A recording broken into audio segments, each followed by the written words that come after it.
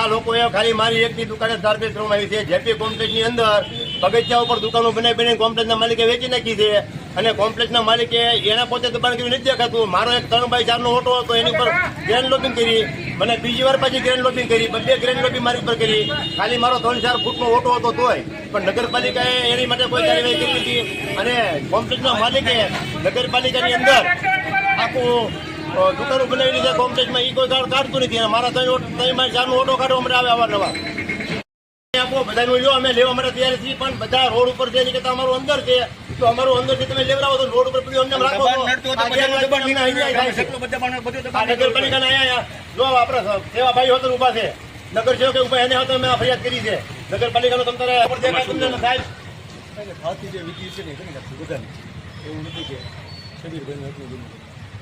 4 તારીખનો order લઈને એકવાર તપાસ કરી ગયા, એકવાર અમારું ટેબલ લેવડાવી ગયા.